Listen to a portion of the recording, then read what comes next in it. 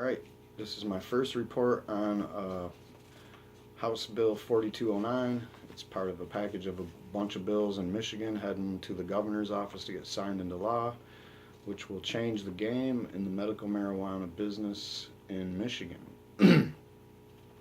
Specifically, House Bill 209, which will be is known as the Medical Marijuana Facilities Licensing Act. Will definitely change a lot of things, but what we have out is a lot of speculation coming out from a lot of different people already as to exactly what will change for people that are already caregivers and grow medical marijuana and have patients. We'll refer to that as the old way, or the 2008 law. And by the way, you might hear or read about different things about the laws, and I've seen it in some articles here and there where they call the 2008 thing a constitutional amendment. That's not what it is. It's just a law. It's not a constitutional amendment. So anyway, this is going to be one of probably many or a couple clips that I make about 4209, because in this clip I'm just going to stick to the main points that I guess you would say people that are current caregivers would want to know about, because this is what the future holds for you and me alike. I'm a caregiver myself, so when I've seen some scary articles out there saying, oh, it's the end of the caregiver patient model as we know it, and then I read a couple articles. Two of them use the same exact quotes or language, I guess you could say, and basically by saying that the old model will still be intact, it won't be affected by these new laws. And as it turns out, that's pretty much true. So I'm going to kind of go over a few things. Let's start out by just telling you what the introduction to the law is, to tell you what it is. House Bill number 4209, which was a Senate substitute for the House bill. That's the one that actually got readjusted, rewrote, some adjustments made to it, and then it got sent back to the House. They okayed it, and it headed over to Snyder. He's expected to sign out the whole package. I believe that there's 5 of these new laws, and I will go over every one of these laws, and probably, like this one, I might have to make more than one clip. This one I'm definitely going to make this one as quick as I can, but it's not going to be too short because there's a lot of stuff to talk about. So, this is a bill to license and regulate medical marijuana growers, processors, provisioning centers, secure transporters, and safety compliance facilities to provide for the powers and duties of certain state and local government officers and entities, to create a medical marijuana licensing board, to provide for interaction with the statewide monitoring system for commercial marijuana transactions, to create an advisory panel, to provide immunity from prosecution for marijuana-related offenses for persons engaging in marijuana-related activities in compliance with this act, to prescribe civil fines and sanctions and provide remedies, to provide for forfeiture of contraband, to provide for taxes, fees, and assessments, and require the promulgation of the rules. Promulgation just means part of the law is to get these rules known, get them out there, get people knowing them. Now, as you heard in there, all these things in the first part of this are basically new licenses that you can get. So you got your marijuana growers, processors, provisioning centers, secure transporters, safety compliance facilities or testing labs, and yeah, so this doesn't, that right there automatically just says that this basically is a bill that creates licenses for all those things. Alright, so then it's just an establishment of large commercial grows and other facilities in Michigan, so that the marijuana, medical marijuana thing will be more of a commercial enterprise. And they even create middlemen that you probably don't even need. I'm not going to talk about that here, but so that's basically what it is. This act shall be known and may be cited as the Medical Marijuana Facilities Licensing Act. So it defines a commercial grower not as a caregiver under the current model. And the first part of this law and any other law is always like a page or two of a bunch of definitions where they tell you like a word, and then they tell you what the legal definition is according to this law. And according to this law, a grower means a licensee that is a commercial entity located in this state that cultivates, dries, trims, and cures and packages marijuana for sale to a processor or provisioning center.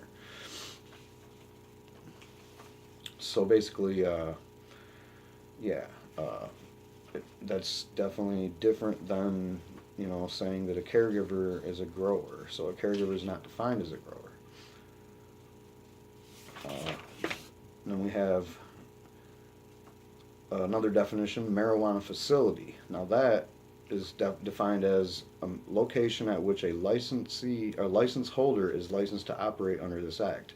Now this could be a growing facility, a testing facility, a dispensary, or what they call a provisioning center, et cetera, et cetera. So a marijuana facility is, once again, not the same thing. It's totally separate. You still have residential grows allowed for caregivers. This doesn't say anything about that. It doesn't nullify that. It just says that under this act, we're going to have these things called marijuana facilities, and that does include the grow facility.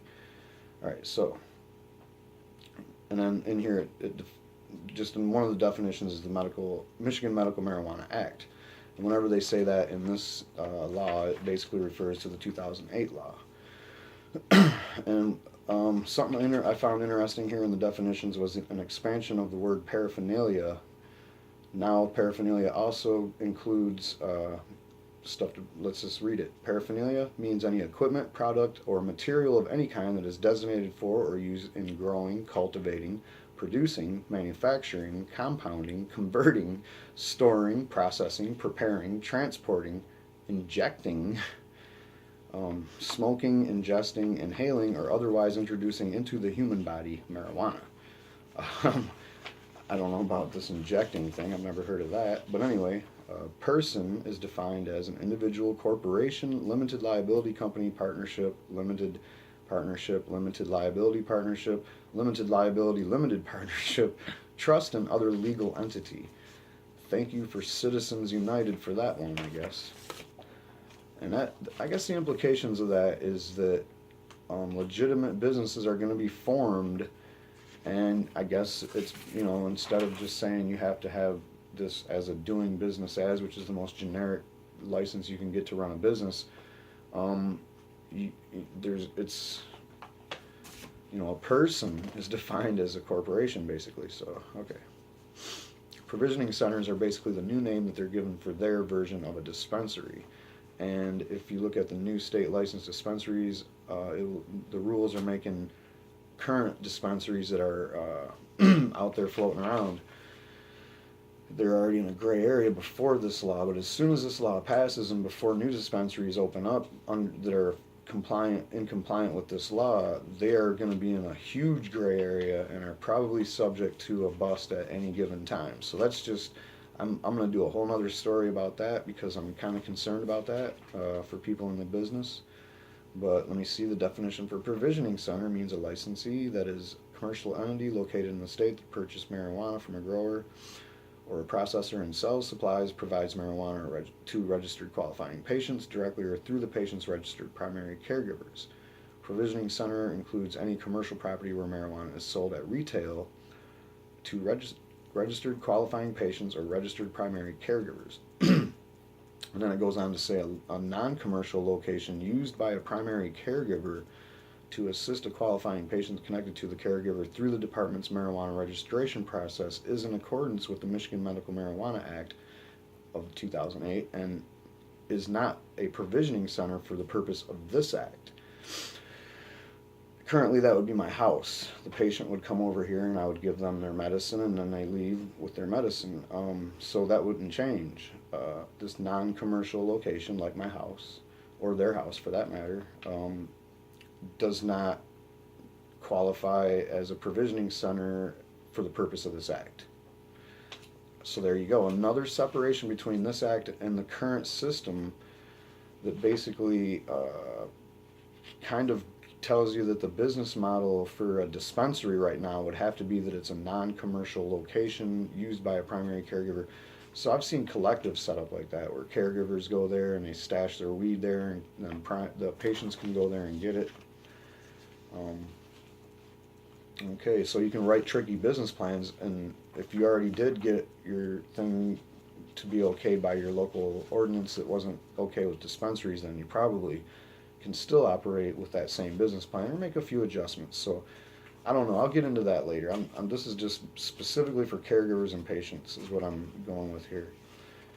That's the end of the definitions. Uh, well, there's one more. A safety compliance facility. That's a licensee that is a commercial entity that receives marijuana from a marijuana facility or registered primary caregiver, tests it for contaminants and for tetrahydrocannabinol and other cannabinoids, returns it to test results, and may return the marijuana to the facility. That's just basically saying, the test place, the test stuff. It's just a bunch of new business opportunities for people that weren't even in the game, or maybe they were. But these licenses created in this bill is for a grower, there's one for a processor, there's one for secure transporter, there's one for a provisioning center, and there's one for safety compliance facility. Now there's also another bill talking about the statewide monitoring system, which basically will monitor all these facilities. Now the monitoring system, according to the law as it is written here, does not apply to caregivers or patients other than to confirm registration cards and expiration dates on those cards. As I'll talk about later on, there's a little section about that. But so everybody that was worried about the caregivers getting monitored in this, it's not in here. It's not in here so far. Maybe it's in one of the other bills. I don't think it is, because those bills don't have specifics that have to do with anything except for their part of this new legislation. So anyway, here's another protection for caregivers, for the caregiver patient model, according to the 2008 Act. But anyway, Section 203 says a registered or qualifying patient or registered primary caregiver is not subject to criminal prosecution or sanctions for purchasing marijuana from a provisioning center if the quantity purchased is within the limits established under the Michigan Medical Marijuana Act. So basically, I'm running to the dispensary to get some marijuana for my patient. I can only bring 2.5 ounces or less. That's what it says right here. Registered primary caregiver is not subject to criminal prosecution or sanctions for any transfer of 2.5 ounces or less of marijuana to a safety compliance facility for testing. So that's just saying if I want to take it to the testing facility, I can only take 2.5 ounces. That's more than enough. That's a lot of samples, let's just say that. But again, it doesn't really say anything about how much marijuana you're allowed to transfer yourself. But in another bill, it does change the limits from 2.5 ounces per patient to just 2.5 ounces flat out. And I'll get to that when I do that bill's video or videos. But that's part of that. I don't think that's a big deal. Again, but I don't know. So anyway, let's get through this one. Tracking all marijuana plants, products, packages, patient and primary caregiver purchase totals, waste transfers, conversions, sales, and returns that are linked to unique identification numbers.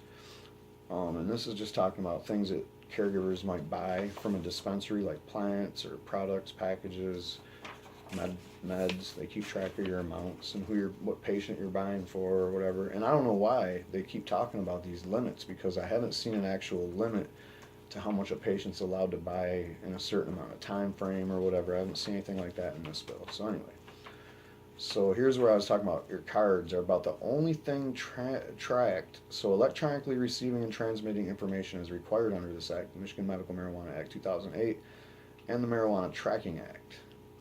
Provide information to cross-check that product sales are made to registered qualifying patients and caregivers on behalf of the patient that's qualified for them, and that product received the required testing. And that's if you're buying meds for a patient at their provisioning center. And this kind of changes the 2008 prying eyes rules from police. Right here it said providing law enforcement agencies with access to only the information in the database that is necessary to verify that an individual possesses a valid and current registry identification card. I mean, it still isn't really just like they can just sit there and grab the registry and just look through it and decide who's growing and, oh, maybe they've already, like, I don't know, had a neighbor complain about somebody. I don't know. Now, if you were interested in getting involved with these licenses, and with the growers, it's like you have 3 different licenses, the maximum plant count. And here's where a lot of people are scared too, because the news articles that I read had these plant counts looking like 0 to 500 was the first license, and then 501 to 1,000 was the second license, or something like that. That's not how it works. The license is maximum numbers. So you get the Class A license is 500 plants. So that means the most plants you can grow is 500. And then Class B is 1,000. That don't mean you can, if you grow 500, they're going to be like, hey, you're not growing enough plants. And the first one, 0 is not a thing, 0, there's no minimum. So that people are looking at that like, oh no, if I'm a caregiver now and I can grow 72 plants, I'm a Class A guy, so I should go get a Class A license. You couldn't be further from the truth. You just continue doing what you do, and then people that want to get these licenses do it. But if you did want to get one of these growers' license, there's a rule about that. A grower shall comply with all the following. A, until December 31st, 2021, 4 or 5 years from now, have an active employee or an individual who has a minimum of 2 years experience as a registered primary caregiver. So if you wanted to set up one of these growing facilities, you would have to find a caregiver or be a caregiver that's been a caregiver for 2 years. That's pretty cool. It kind of keeps people in the game, I guess. And while holding a license as a grower, you cannot be registered as a primary caregiver, and you cannot employ an individual who is simultaneously a registered primary caregiver. I kind of get why. I mean, if you're going to move up into a bigger facility like that, you can probably still provide to your patients and work that facility, I guess. I don't know. All right, anyway. And I mean, this as I read through this, I realized that these facilities are not going to be, mega billionaires running them, man. If the licenses aren't out of reach, I think just about anybody can get a license for a 500 plant facility, or get their license for one of these provisioning centers. People that are doing good in the dispensary game right now, if you're doing the right thing and you're making good profit and you're reinvesting it, you should be able to step into this, I think. I don't know. We'll see later on how the fees and whatever this board that's coming in, I don't have much faith in that Snyder setting it up. So if you're part of the bigger commercial game here in Michigan, you can't be a caregiver. They've made that pretty clear. And this is if you want to be a processor. If you want to be a secure transporter, you can't even be a caregiver. Or, I mean, you can't even be a patient. So that makes you wonder again, is medical marijuana even medicine? It says right here, you must not be a registered, to be eligible for a secure transporter license, blah, blah, blah, blah, blah. You must not be a registered qualifying patient or a primary caregiver. So there you go. And again, these provisioning centers will be regulated, and provisioning center will be having to comply with that